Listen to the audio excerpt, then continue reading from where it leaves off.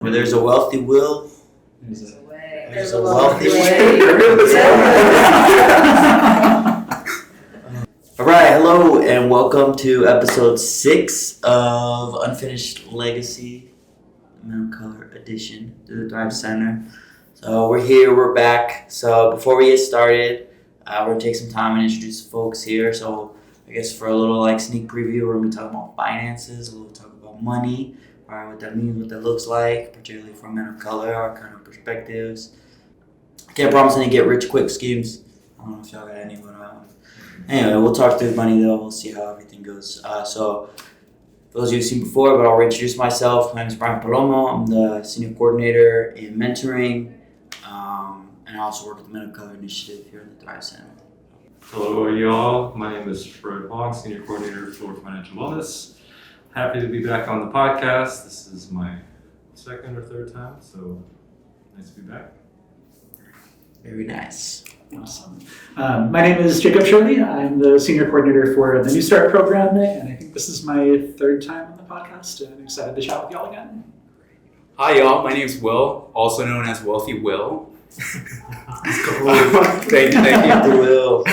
I'm a junior at the University of Arizona. I'm studying psychology and business. Business, see? Dang. He's going to give us all the secrets. Taking notes. Yeah, right. I actually brought my notebook. Yeah, so we'll kind of start diving in. So how I kind of initially wanted to just start was just defining this idea of financial literacy. I think it's kind of like a theme of what we'll be chatting about. So I kind of want to hear immediate thoughts from y'all when you hear that word, financial, or I guess 2 words, financial literacy. What do you think? Right off the bat, there was this, I wish I could remember this better, but there was this meme going around about financial literacy, implying that means there is a financial illiteracy, So I think just with that comes a lot of, expectations or assumptions. And I think that you find those type of patterns, assumptions, and expectations in financial literacy, generally speaking. So oftentimes, as in financial wellness, we do part of our job is to teach students about financial literacy. Mm-hmm. And you'll come across people talking about things like credit, it's really easy to build credit. All you have to do is pay your bills on time, right? So with that, I think that's an oversimplification of so many things, right? And assuming that the reason why you're not paying your bills is simply because irresponsibility or you're just not doing it. And it's just well, no, there's a lot more to it than that. You can't if you just being able to pay your bills on time isn't a simple thing for many people, right? And I think that what happens with financial literacy is there is commonly this message of it's really easy, all you have to do is this, and it's oversimplifying and ignoring a lot of issues that really affect people, more so people that with low income than people with more income. So I think that when that term financial literacy is put out there, just sort of, to me, it's just maybe not quite cringe, but it's okay, what do you mean by that, right? What are you trying to get at? So those are my thoughts. There's stuff to add? That speaks to me because anytime I've ever had questions about credit or IRAs, 401ks, I feel there's a whole language within just money itself, right? Mm-hmm. And so if I'm kind of poking around Reddit threads or asking friends, there's a lot of just kind of jargon that I see, and inevitably there's always some comment about how it's that easy, or there's all you have to do is this, and it's okay, well, explain this part to me, and also understand that not everyone can just do this, it's some easy thing, right? Mm-hmm. And really getting just that the a baseline understanding of things versus just go do it. Got it. That kind of, yeah, that's interesting. What was I going to say? Yeah, I mean, that kind of touches on some of the things that I was thinking about, and also just, as I was perusing the webs, the interwebs, reading some things before coming here, I was Googling, and a lot of the financial literacy, when I was Googling, it was a lot of buzzwords and building wealth and investments, etc. But one thing that did pop up that I thought was really fascinating, and I kind of already knew from like experiences, but there were a lot of talks about racial gaps within it too, in terms of like just it's kind of alluding to what y'all are talking about, where it's like knowledge of institutions, financial institutions, knowledge of Roth IRAs, and a high yield savings account versus like just a regular checking, like things like that, and how that really like exacerbates, and that was part of like what got me thinking it would be a good topic to kind of think about this, like as men of color, and as we think about it and like what that kind of looks like. On top of, I guess before I kind of segue into the next thing, just being like a Men of Color podcast, Fred and I were talking earlier, and I'm curious, obviously, too, Jacob and Will, what your thoughts are. But we were talking about like money combined with like this idea of like masculinity, right? And like how that like comes into play of like expectations or views or like, like trying to stack your money or whatever. Rims. Yeah, like big rims. And I grew up in Phoenix, and everybody with money owns a boat for some reason. Yeah, I don't know. That's not really fully a question, I guess, but just but like, just is anything like popping into your head, I guess, related to that of like gendered expectations around money? I guess. What are like thoughts that folks have around that? I feel like in my family, my dad is always like in charge of everything, so he's like essentially providing for the family. So he's the only person who is working right now. But he even tells me he has that stress of, will I run out of money? Do I have enough money to pay the bills, to provide for my mom, her groceries and all that? So it's just that, just that, I want to say, stress towards some men. So you think there's just like assumed responsibility, I guess? Yeah, responsibility, that's right. When it comes to like money. Yeah, that makes Mm-hmm. sense. And that goes back to a lot of like, previously we talked about like machismo and like different like hyper masculine kind of pieces and want to be a provider and all that kind of stuff. That does make sense. I know one thing that we were talking about that I think about a lot is like flashy, like, wanting to buy like the new chain or needing the big rims on your car. I don't know. Yeah, that feels very like, manly to me. Look at me. Yeah. I don't know. I guess that's part of what I was thinking. Yeah. No, and like the point you bring up was definitely interesting, because I wasn't thinking about it from that perspective of like this like responsibility of being like the man of the house or the provider. So that definitely comes with a lot of weight for sure. Yeah. We were talking about more so what Brian is saying is, I was thinking about like, I don't know, like spending all this money on like making your truck bigger than the next truck or your rooms bigger than the next rooms. And it's like there's this, to me, not based on anything but what I've seen, like this extravagance around masculinity related to money. And I just like, I don't really know what my thoughts are about that, but it's just something that like, as we were talking about this topic, it like popped into my head of like, just thinking about gender and gender roles or whatever traditional, and how that relates to finances as well.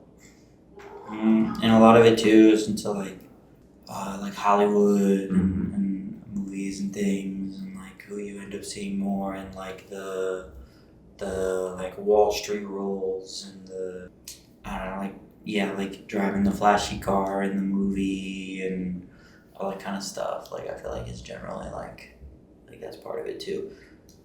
It also tends to be a white dude, right? Like that's a whole nother. But even then, like it also just, even if it transcends race, it ends up typically being a man, right? So I think it's like a lot of things that we're socialized to, which then builds into what you were talking about. Does anybody have any more thoughts? I mean, Darren, I want to give you space before I segue, so it's okay if not. Yeah, I guess I kind of relate to Will, but I think for different reasons. Like I was raised by a single mother, and so I think like it just kind of felt like an inherent responsibility that was kind of passed on, or a sense of responsibility. Because like the conversations that were had around money and my house, like there weren't a whole lot of them. It really just came down to we don't have a lot of it. Right? It was the whole like we have food at home if I wanted to go eat McDonald's, or we got food at home, that kind of thing. Right? And like a lot of the income that my mom was raising was going toward like medical bills for me, and so like I just kind of grew up with the sense of like I want to give back, like I want to grow up and be able to provide for myself and have it easier than she did, and also try to be able to give back to my family when I grew up. So Yeah, thank you for sharing. It's actually, in both the way you were talking about, it's kind of like a good segue, because I really wanted to take some time, before we talk about kind of how things are going for us right now and like lessons that we may have or different things like that. I kind of wanted to talk a little bit about how we've been taught or conditioned around finances and money. So really just thinking back, which again, both already kind of alluded to, like when and from whom did, we start to learn about money and like how to manage it, etc. And like on a related note to that, so if your family did talk about money, like what was talked about? What did you end up learning? But then maybe if your family didn't really talk about money, like why do you think it was a kind of like taboo or avoided, I guess? But like just thinking back, as you were growing up and how you had conversations around money, like what did that look like and where did that come from, etc. So I know y'all started to talk about that, but if you have to be sad or afraid you got thoughts, but I was just kind of curious about that. yeah, I mentioned earlier about how there's kind of a whole language involving money, and a lot of the terms that I mentioned in the beginning about like 401ks and IRAs and things like that, like I never heard any of those words mentioned until I got to college, and like friends would start talking about it, like wanting to save for their future and stuff. Because growing up, a lot of the money conversations was just we're trying to get by, like we're trying to have enough to have dinner, like have clothes on your back and pay the rent and everything. And so that's really what money conversations used to look like for me until I got to college, was like having enough to pay your food, be responsible for it, checking. That's like the only kind of money terminology I heard was like checking accounts, right? And then I got to college and it was like, what's an IRA? Like what's direct deposit? Different things like that. And so that became a whole like hidden curriculum, I guess, just like things that were never explained to me, but I had to kind of learn the hard way or like unpack through different sources and kind of hunt for those things. Yeah, that makes sense. It's a big question. So I'm thinking about my upbringing and the way in which my family has sort of like kind of crossed like financial thresholds throughout my life. So like at a young age, we weren't as well off. And then after years and years, it just like slowly like over time, by the time I graduated high school, like my parents financially were like doing very, very fine. Like, so it was just interesting to like, one, they're immigrants. They came from Taiwan. They're like, my grandparents were like working class folks. Like one was a cop and one was like the military. So I think that was like sort of the mentality that my family had when we were young. It was very like frugal. Like my mom made some of the clothes I wore, and they were essentially a box with sleeves. You know what I mean? Like, fortunately, hammer pants were cool. My pants pretty much look like hammer pants. So it like, where am I going with this? But like early on, a lot of like nutrition, for instance, like food was all about like value. Like how much can you get for this amount of money? And then now I think about like going out with my parents to eat now, and it's just like the quality of the food and like the plating and like all the bougie stuff. And just like, how do we get from there to here? But throughout it all, it was like, I don't really know how to answer this question because we didn't directly talk about finances, but it was always like sort of in the background, right? It was just like this ghost floating around the whole time. And I remember thinking, like growing up where it was a lot of the same messages, like we have that at home, or we have something at home, or we're not going to spend our money on this stuff. And then I remember I was older, adult now, and I was trying to negotiate the price for the car I currently have. And it got to the point where they were like not willing to budge, and I was like calling my dad and like just being like, yeah, I don't think I'm going to do this. It's like they're not willing to budge and meet me where I want to be. And then his response was like, it's like a couple $1,000s. And I was just like, whoa, this is a different person. It was like, okay, cool. So I don't know if that answers your question at all, but it's just sort of through my life, it's just been like kind of weird to like see stark differences as they've like made more money and became more stable, and then they started to invest. Like whereas early in our lives, it was a lot of just like making ends meet, you know. So yeah, that's my experience, I guess, around finance. Yeah, I think I kind of get part of what you're saying, and I had a little similar, in some ways, of an experience. Like my mom's from Germany, but she grew up in a farm, and it was like she's had 9 siblings, or it's 9 brothers and sisters, and they grew up on a farm in like a little village in Germany. Like I think there's like 8 or 10 like farms like in the little village, like on top of like this hill, and they had that was like kind of their lifestyle too. It was like everything was hand-me-downs. A lot of it was made. They all had to work on the farm as well for like whatever it is that they need. They didn't. Nothing went to waste, right? Like when it came from like the cows or the pigs or whatever. So she grew up in a very like frugal environment for sure. Because this was like she was born in the '60s, and then in Germany, like her parents were like alive like World War II time, and then we don't have to go into history, but like post World War II Germany was not. It was like a very tough place to live, let alone being rural. So anyway, like that's kind of like her background and where money's coming from. So and then she's moving to the U.S. where it's like you got it, flaunt it, spend it, whatever culture, which is like totally different. And then my dad, his parents are from like the Valley in Texas. They're also like immigrants. Both come from families doing like migrant labor and like picking citrus or cotton or all these different kind of things on the border. So they also come from very frugal. So I guess all that to say that like I feel like interestingly enough, I don't know. I think where am I going with this? No, I'm trying to think. But like, I guess I'm trying to think back too, because I feel like finances weren't really super talked about when I was like a kid.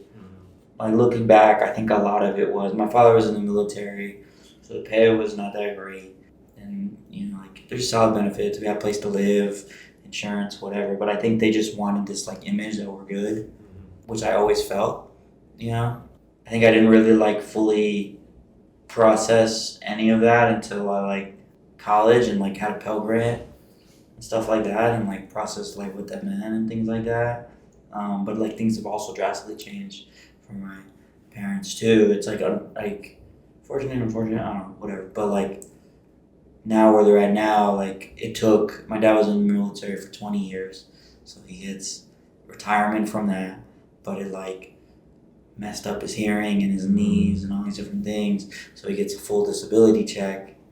So he gets like all his money, and now he's still working because he works like a dad's job. So he's got point is that financially they're like way better off, and they're doing well, but like it will cost kind of thing too. But I see that now though, and I'm happy for them. They're also empty nesters, so that helps. But like you can see them like enjoying life a lot more in some ways too. Like my mom stresses a lot about money, so like she's gotten a lot more lenient about that. But my dad's always the one who's like kind of like you're saying, like or if I'm like at the restaurant and I'm like my mom's like had it instilled in me to like get like something that's not too expensive, and my dad's like it's $10 extra like at the steak or whatever, it's stuff like that. It was just cool, because I definitely didn't experience it when I was younger. But I do think to kind of like start the segue, obviously can still share as well, but I feel like a lot of that, like when it comes to like financial literacy, however put quotes because I don't want to fully, but like I feel like I had to like kind of learn on the fly. Because like my parents also kind of learned on the fly. Like my mom's not from this country. My dad's parents didn't have like any of that. Like he also was the oldest, so he had it's all whatever. But like so he had all his extra responsibilities and different things, and he didn't really get taught those things. So he was basically learning that while I was learning that in some ways too, which is interesting. Yeah. But yeah, it definitely did not make it easy for me financially. And I'm still unlearning and relearning a lot of those things, which is part of why I want to bring this up. But before we fully segue, obviously, if y'all have parts to share, but like that's kind of where my brain's going is like, since we didn't talk about it, like it made childhood feel simpler for me. But like now adult me is like trying to like learn how to pick up all these pieces and like how to navigate finances, which is stressful. So. I think, yeah, something you just said, I definitely resonated with me was as they, you know, as my parents made more money, as they got older and more established in careers and stuff, I think with that came more financial literacy, right? Mm-hmm. So I don't think it was the other way around. It wasn't like the financial literacy came and they started making more money. It was like they made more money, and with that came financial literacy, which to me, I don't know, it might be a bit of just something to like for me to pay attention to in my role at, you know, within my job. But it's like, now I'm wondering, like, does that, you know, having less stress about money allow you to have more like time, energy, emotional, whatever, to like start looking into this and start reading about it and learning about it versus being like, I gotta pay this bill or shit's gonna go, you know, sorry. You know, things are gonna go bad. You can beep it. Try it microphone. You know, so like, is there an additional benefit or, you know, like not head start, but you know what I mean, like an additional like thing that you have that now all of a sudden I'm able to start looking into this because I'm freer to be able to do that, right? Mm-hmm. It almost makes me think of like Maslow's hierarchy, right? Like all the needs and like just trying to take care of your basic stuff first, right? Because when I started working at the U of A, it was a really big deal to me because like my mom, for example, had never had a job where she had like a full-time salary with like benefits and things like that. And so learning about all of those things was like huge for me, and it was like this whole thing for the family. But then like as like other friends were working at the U of A, like they started asking me like, oh, like where do you put your savings and like, do you want to buy a house and stuff? I'm like, dude, I'm just trying to pay like credit card bills right now. So. Yeah. Do you have any other thoughts, I guess, about conversations on money growing up, or lack thereof, I guess? I mean, me growing up, it was more like, is this a want or is this a need? Because my dad was like, I mean, he wouldn't buy a new TV. We recently got a new TV.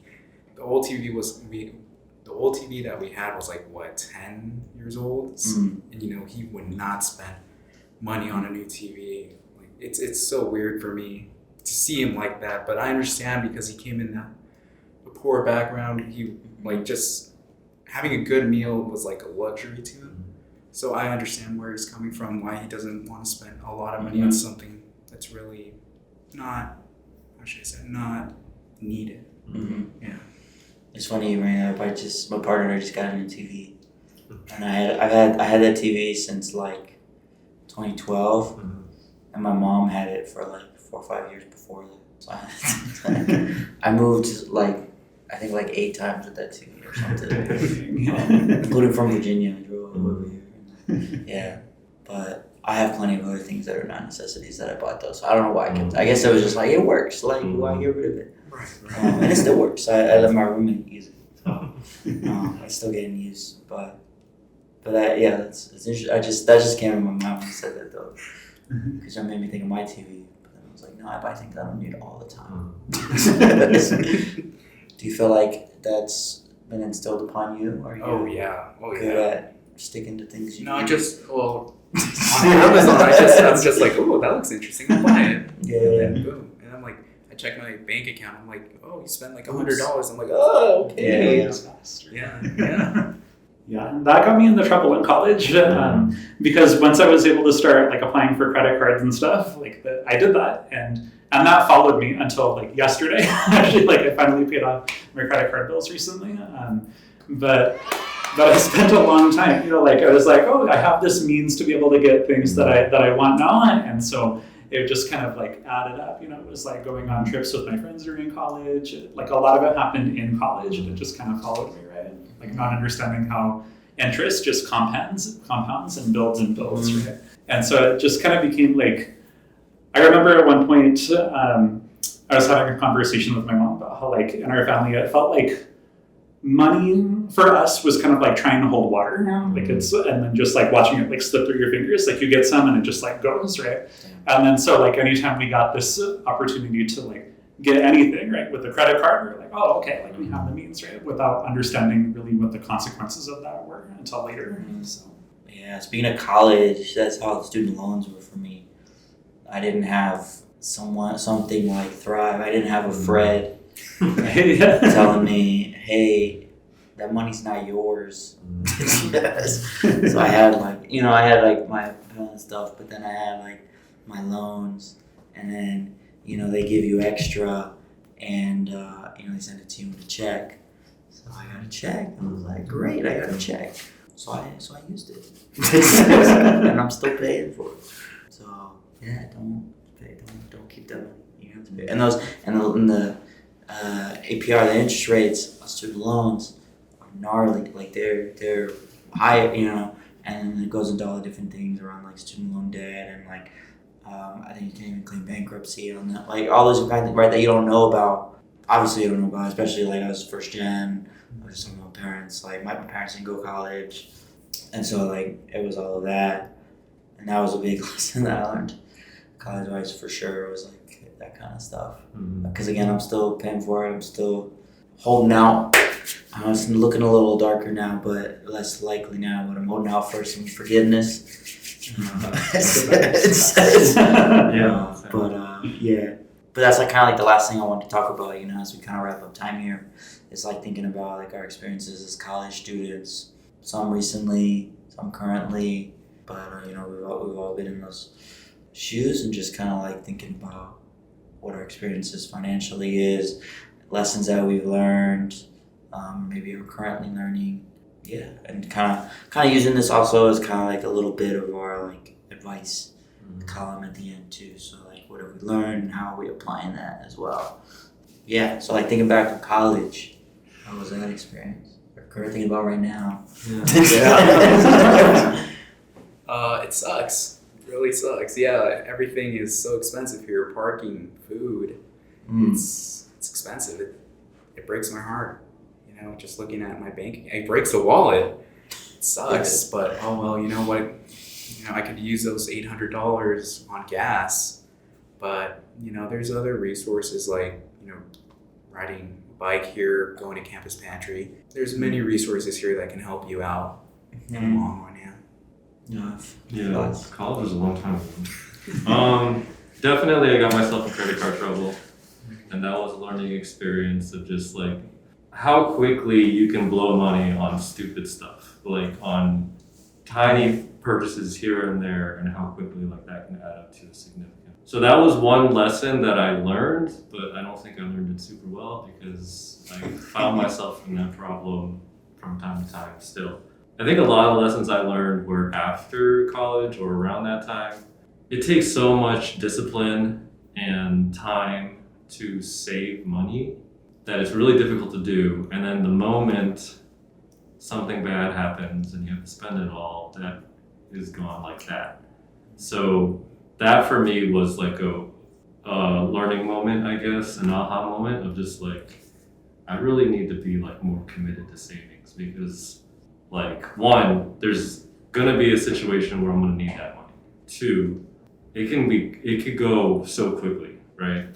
So it's just it was just something that like made me realize like I need to like really pay attention to what I'm spending my money on in a way that I wasn't before. So those were a couple of the lessons that I learned, I guess. Yeah, I mean I had the issue with credit as well. Do you have any credit card? Oh yeah, but I still have to pay it.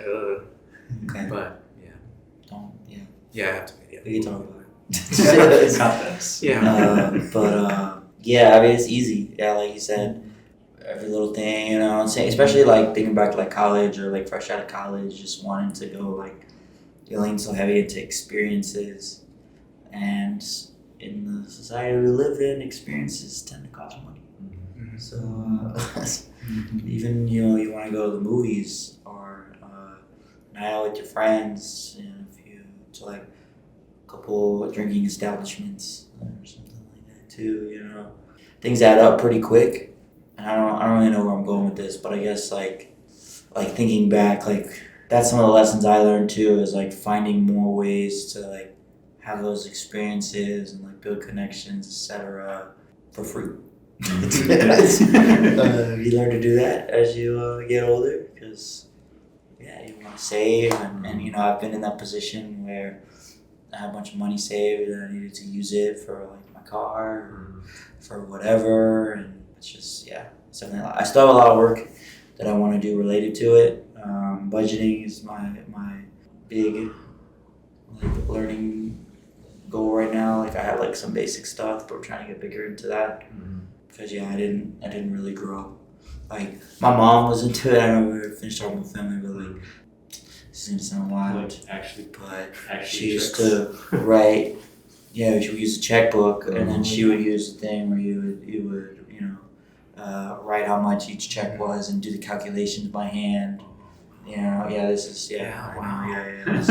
This is pre-bank apps. And then you would compare that to like.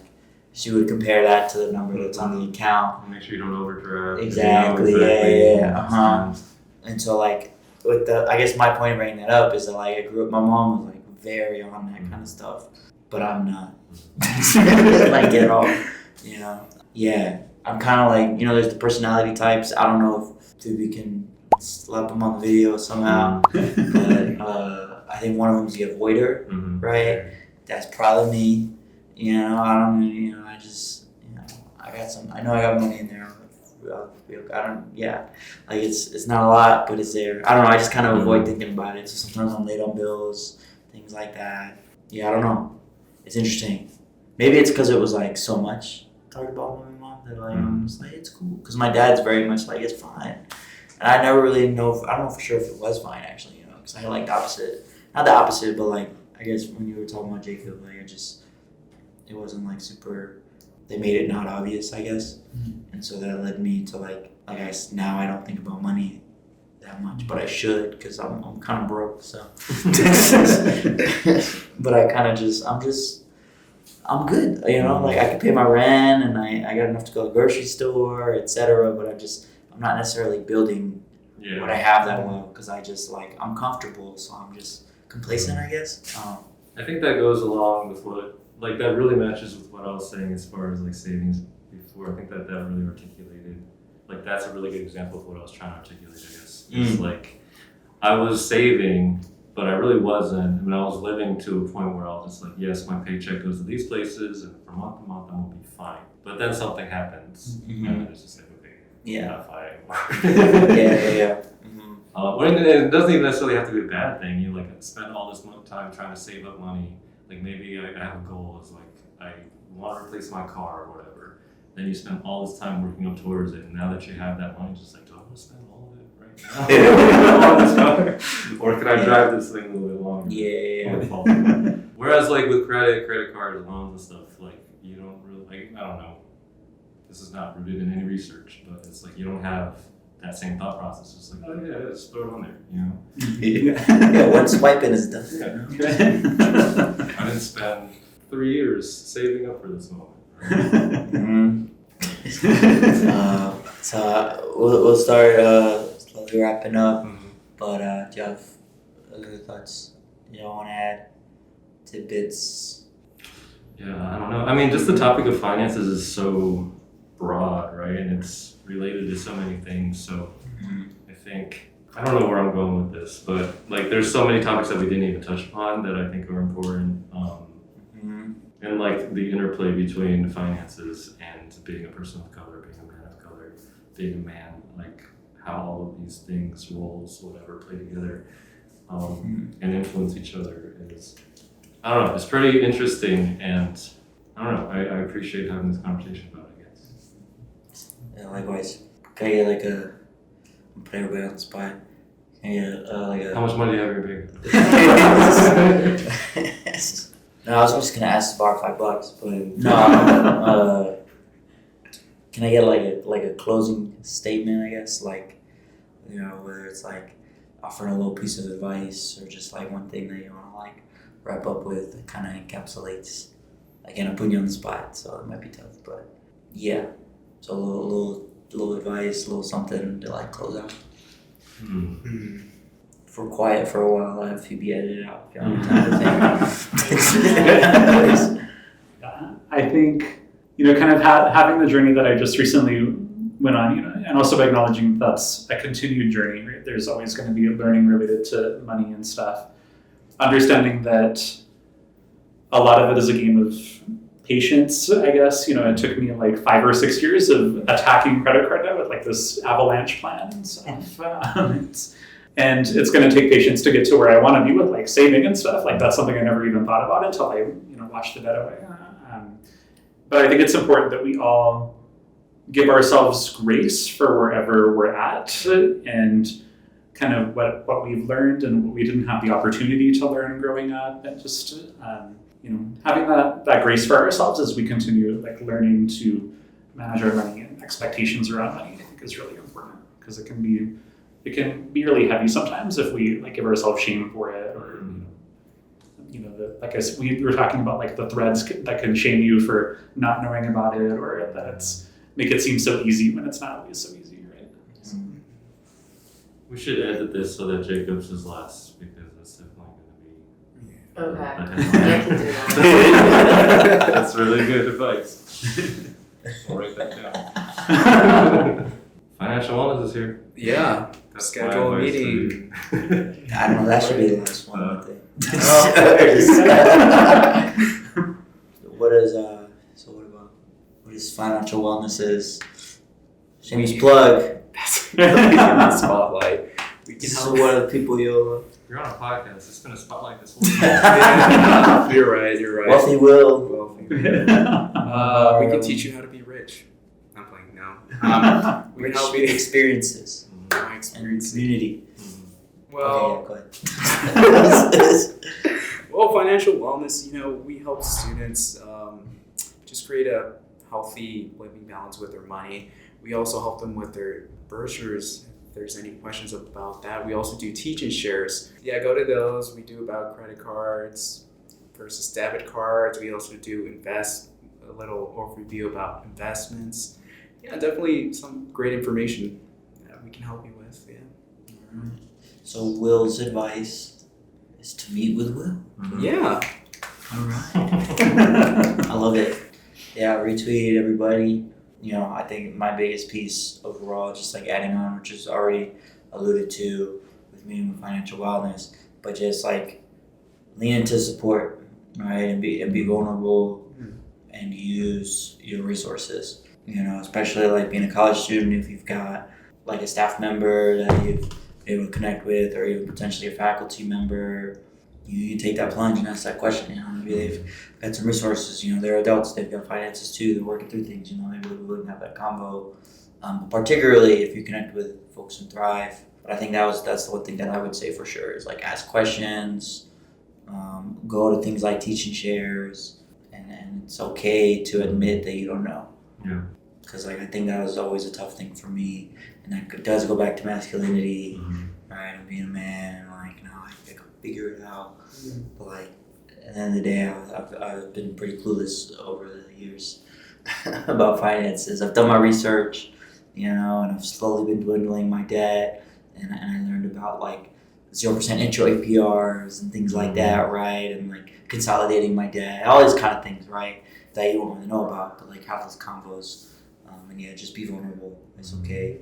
I know it can be tough, but it's important, and it'll help in the long run, so you can hopefully get to some of those points sooner that we're talking about, right? Or you don't have to have those hiccups in your 20s and 30s. So, but yeah, thank you everyone for being here. Thank you for joining in. I hope this was helpful. Again, be sure to connect with the Thrive Center. We also have a Men of Color Cohort as well. You can find the information on the Thrive website. If you just search Thrive Men of Color, you'll find it. We meet weekly.